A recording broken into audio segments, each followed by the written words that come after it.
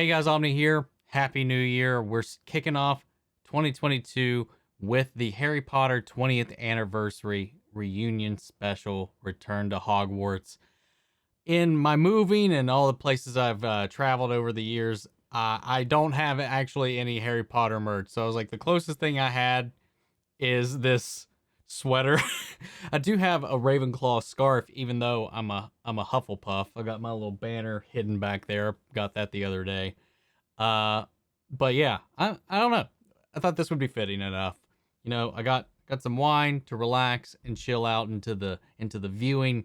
But guys, I'm really excited for this. There's a strong chance that I'll get emotional. I don't know if it'll be as responsive or as volatile as I got with yes, Cat. You gonna watch Harry Potter with me too? I don't know if it's going to be as much of a response or a reaction that I had with Friends, because that was something that was there long before I even had Harry Potter. So we'll have to see. I got a little misty just from the little bit of the trailer that we got for this. So I have to imagine that a little something might come out in this. So guys, I'm excited. This is one of my biggest fandoms, and I know things have been a little rocky here, but I'd like to kick off the new year with something positive and just kind of reflect on some of the better memories that came with being part of the wizarding world and all that jazz. And it's still something that I still carry with me to this day, for sure, as I know a lot of you do. So that being said, we're going to go ahead and get ready to dive into this. If you want to see my full-length reaction to this, because this is much longer than I thought it was going to be, clocking in at an hour and 43 minutes. This is going to be trimmed quite a bit down. If you want to see the full-length reaction, it's going to be on Patreon, or if you become a member on the channel, gets you access as well. So it's just one of those ways you can help support us. Of course, another way is simply by liking, commenting, subscribing, sharing the videos, because YouTube loves that, and so do I. So anyway, guys, that being said, let's return to Hogwarts. Here we go.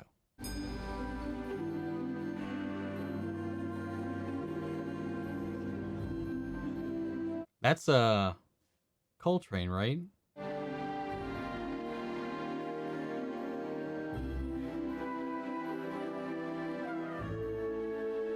Yeah. I'm surprised. I'm honestly surprised I recognized him. Dude, Neville had quite the glow up. Not gonna lie. And Emma Watson, whew.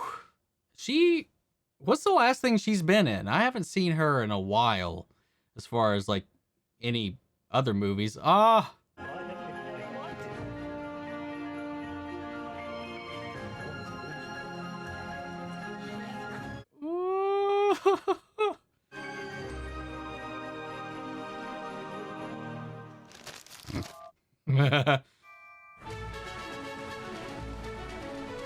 Dude.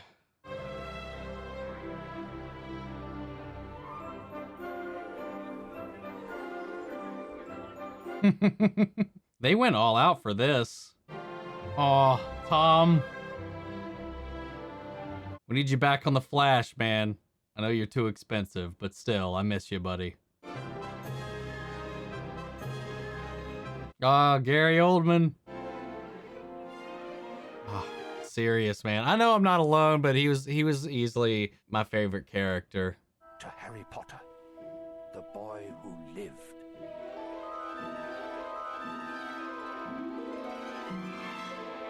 Chapter 1, The Boy Who Lived. This is awesome. This is incredible. Yeah. Last time we were here, you were shorter. I'm just very, very slightly. Yeah, this is Dumbledore's office, man. My daughter, Eleanor, convinced me to read the books after I refused 3 times. When the books came out, the queues of kids round the block. The first 2 films were magical. I love them all, but like there was something like special and whimsical about those first 2, for sure. Even though Azkaban's my favorite. And my brother and I just became obsessed. We would just beg him to keep going, and every time we finish a chapter, we'd be like, one more, please, just one more, please. My cousins were really big into it and all that, but I never really, it wasn't really until the films came out that I was like, had an easy gateway into it. And that's when I was like, I never had the attention span when I was little to like read all that much. So like when they came out in theaters, I was like, okay, I can finally figure out what this Harry Potter stuff's about. After I watched that, I got the books and I watched them all. I read them all. Of course, while there's still one gentleman holding a boom mic straight over our heads, and this little girl asked me, "What's that?" "It's a mic, duh." I remember it because it was Emma. I became completely gripped by the excitement around this audition. I always knew that I was... God, man, they're so tiny. This is Harry Potter. This is the kid we've been looking for months. She said it's never going to happen. His parents do not want him involved in this world. They don't want him to take this role. What, really? I didn't know that. Producer that he is convinced Dan's father to bring Dan in for an audition, and that's basically when we got our Harry Potter. That's a dragon egg. What is it? That's what that is. What is that? Dragon egg. Apparently, you're really sweet, but you looked like you had real, like, stuff going on. I checked this out first term for a bit of light reading. This is light. Shut up. If Felton comes around the corner any second now. You're so fucking cute, man. Oh my god. This is like just sucking me back in time, man. Nicholas Flamel is the only known maker of the Sorcerer's Stone. The what? Man, I wish they never like made it the Sorcerer's Stone, because I know the myth of the Philosopher's Stone. So like, I was like, when I felt that was a change in translation, I was like, God, it would have been better. I feel my age. But there is like such a collection of like shared memories and stuff that we just all did together that is immediately very easy to be like, to sort of slip back into where you were. I am older than all three of them. Okay. I was just making sure. Not by much. Rupert has me by only... I only have Rupert by like 4 months. Because they were talking about feeling their age. I was like, they're like younger than me, right? But my God. 31, 32, and 33. I'm 33. Damn, man. Fuck. That's another thing. Like I said in the trailer reaction to this, it's like, it's a weird phenomenon because we grew up with them growing up with this material together. It's like a weird fucking thing in media that I don't know of any other times where something similar has happened. Because the media grew up as we grew up, as they grew up working in the media, and we all grew up together with the characters and them. So it was like weird because we all kind of stayed the same age, at least for me and like my generation when they came up, because it was just like so powerful because we saw the characters going through things we were going through because we were the same age. You know, it's just weird. But I also think that was again part of Chris and the whole crew, just like they kept us having fun the whole time. Obviously, we were just kids, and we were all looking forward to mucking about. From Philosopher's Stone is I just learned how to play Slam. You know what we did a lot of as well was that. Oh my God, so Slams. much.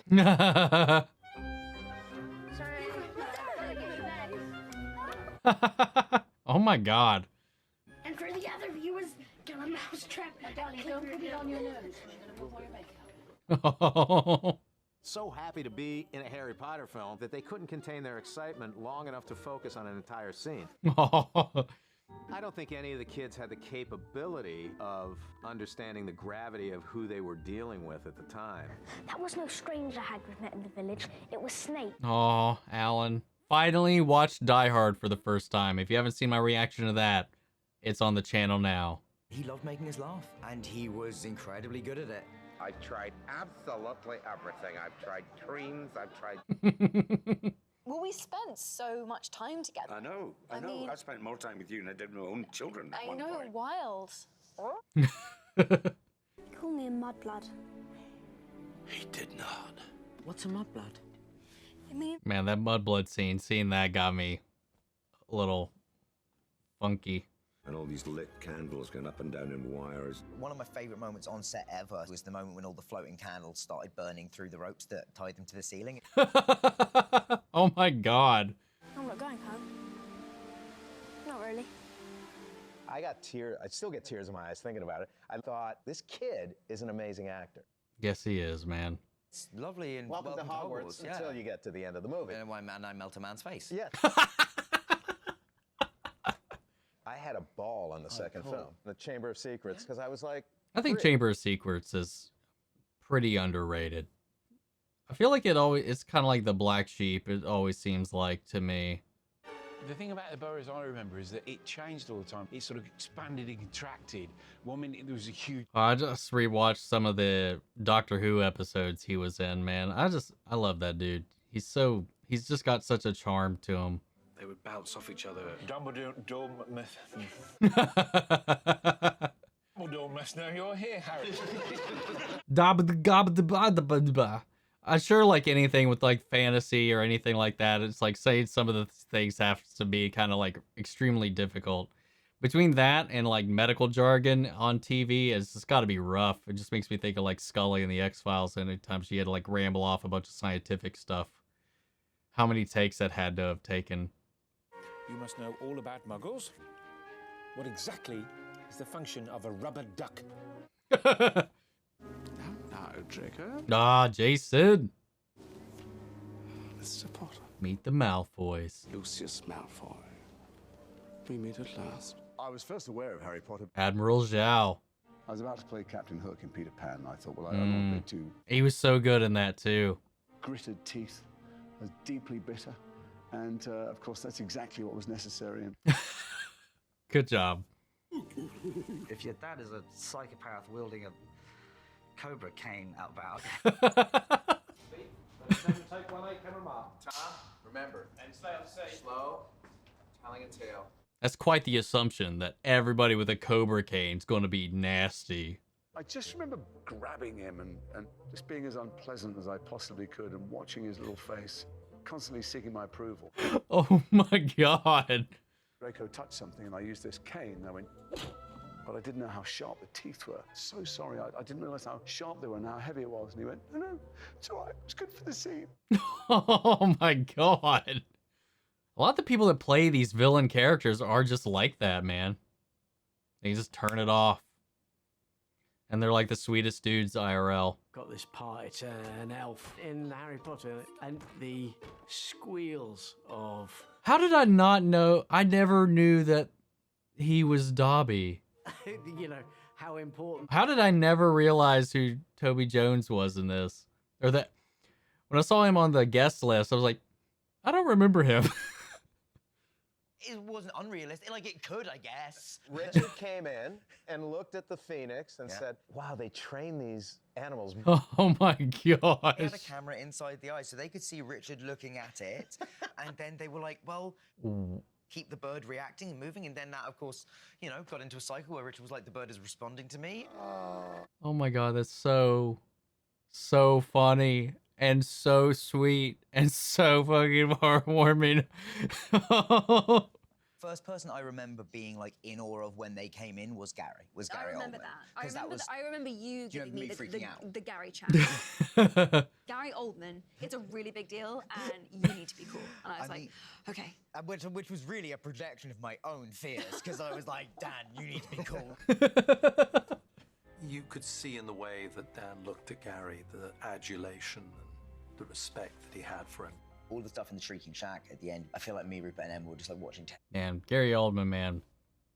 Sirius Black. Some fine piece of work right there. You know, we only ever found out book. Yeah, book. I don't know whether you were, because you were Harry Potter, Just Rickman. you had a... Rickman did, that was it. Rickman? He had the inside line. He would. Rickman would have an in, wouldn't he? Did, yeah. And he never told Chris, never told anyone. Chris would literally say to him, why are you doing that like that? He said, I'll tell you later. Oh my, yeah. It's one of the few things I do remember.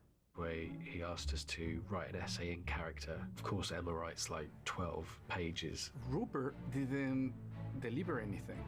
He didn't do it. You'd work with a bunch of people and you get friendly with them, and then most of them you would never see again. But with Potter, you would come back. Dude, Daniel looks like he's getting really emotional talking to him about this. Like, if one of them starts to cry, that might be it for me. We'll see.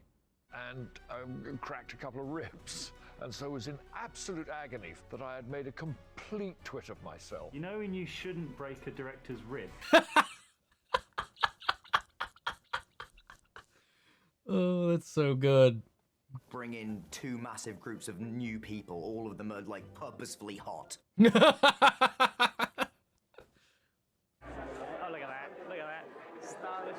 Lucky man, lucky man. Yeah, she had a crush on you. I used to come in every day and look for his number on the call sheet. It was number 7. If his number was on the call sheet, it was an extra exciting day. Aw. Ever happen romantically with us. We just love each other. That's all I can say about that.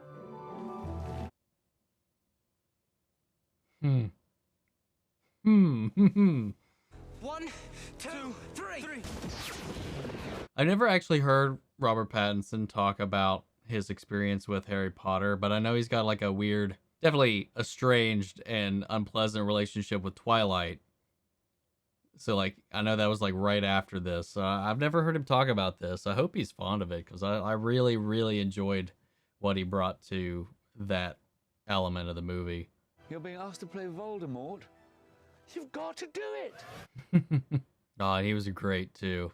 Rafe wanted to be ultimately evil and otherworldly, and the best way to do that was to take his nose off. He does have a nose, spoiler alert. First time Harry sort of feels that kind of death of somebody young close to him. That's a scene I remember really distinctly going like, oh, these are kids' films. Voldemort's back. God, it fucking works, man. By the time we get to Order of the Phoenix, the world is becoming more political. I felt we needed a director who could handle that in an entertaining way. Gosh, man. There's so many characters in fiction that really get under my skin, and she is one of them. Oh my God. I'm just very proud to be a part of something that means so much to so many. Man, film has always kind of been, film and games have been my coping mechanism many a time. I remember Dan very vividly. It was on my screen test. Mistletoe. I have to talk back to him because I'm so used to watching him on a screen. So I would just kind of be like, I kind of think that contributed to the whole Little Love Good. That's so fucking funny. Hello, everyone. Oh my, You look dreadful, Ron. Luna was always one of my favorites, man. Everyone on this set has known you for about 6 or 7 years, and they watched you grow up, and they're now gonna just watch you kiss. Cool, yeah. He was this devilish 11-year-old trapped in a 70-plus-year-old man's body. Will you give us another 12, please? I'll be very, very old one day saying, like, I knew that absolute legend. I know I ought not to be here. The Dark Lord himself. Oh, I didn't know she passed. Helen McCrory played my wife. I said, I think I just met the best actress I've ever seen in my life. She taught me a lot. She had this ability, just to sort of show such empathy in our eyes. It was a real treat to. We had that final scene, his final scene. It answers to you and you.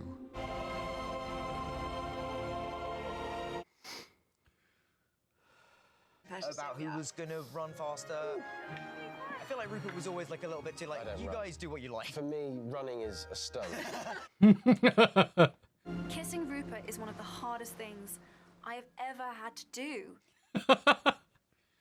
We were shooting in cold months and the skies were grey. My forearm got so tight because this thing that's running current in you, that you had to push it back at him. Yep. Magic hand acting. They got it. It was so cool being him in the film. It's almost like we did the most extreme form of method acting. Yeah. It's a strong bond that we'll always have, and we will always be part of each other's life. I told you it'd happen.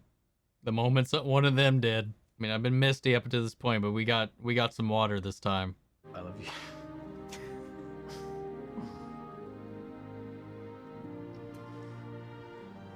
As a friend. It's so ingrained in me as well. Like, I measure my life with these movies.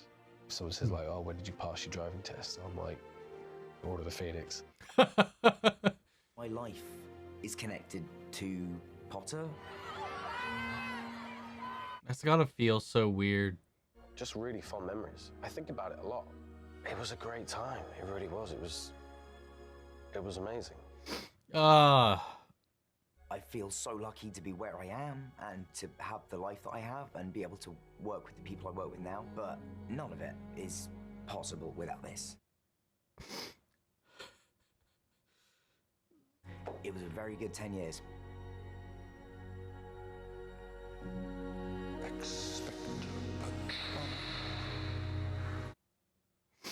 Oh, fuck. After all this time.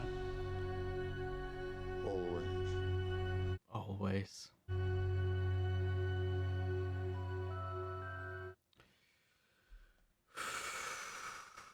That was emotional.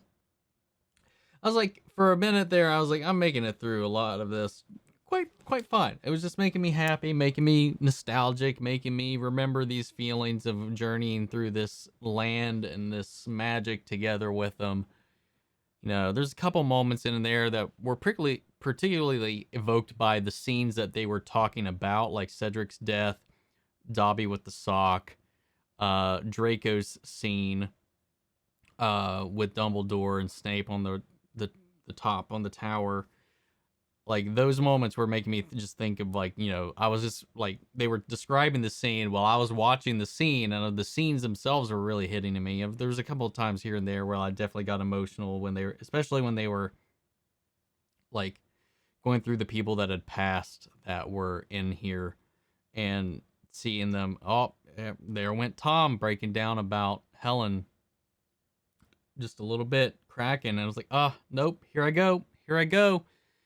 And then, okay, we're fine. We got away from it for a little bit. We moved on to the back half.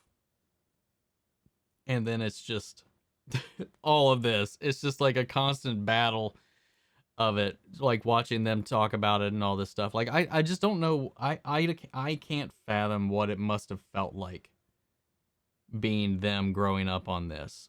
And like they said in this, we haven't seen anything like this happen again with any other franchise, with any other IP, or any other film in general, where you have something like this developing, where they're just isolated. This is their life. They grew up in that, and then it was just like we grew up with it. It matured with us. So the same, like I mentioned earlier, if it's in the edit, it's just that, you know, they were experiencing the same things that we were experiencing, that the characters were experiencing in real life, in fiction, while we were doing this all in real life, separate but connected by this art form, this world that doesn't even exist except in our minds and on these pages and on these screens, and we're all growing together.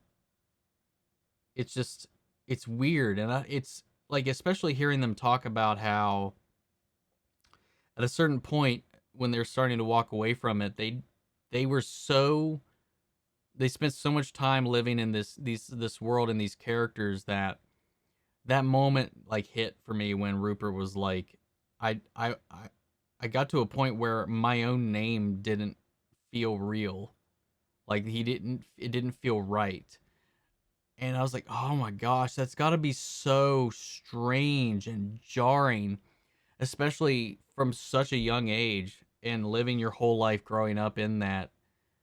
What that would do to your identity. That's probably one of the main reasons this doesn't really happen that often. Is like because it can really affect kids in a very substantial way. Man, it's rough, man. I love seeing the kinship that breeds in these, because I have relationships like this from my choir groups, from college, from high school, and I still have friends from middle school that I still talk to almost on a daily basis at times. And it's just like, I wholeheartedly know what they're feeling, what they're going through. There's people that I haven't talked to in a long time, even, that I'm sure if we just had the time, met up in a room, we would just like slide back into it like nothing had changed. So like, it makes it easier even easier to empathize for these things, because it's also something that they're building that we all kind of are connected by in a metaphysical way because of the stories themselves that they embody. And just, I don't know, this is another one of those IPs that just means a lot to me, because it did help me through a lot of things. Like, and I can say that about a lot, you know. I think the biggest foundational things as far as what helped me through like some really hard times has always been Star Wars, Harry Potter,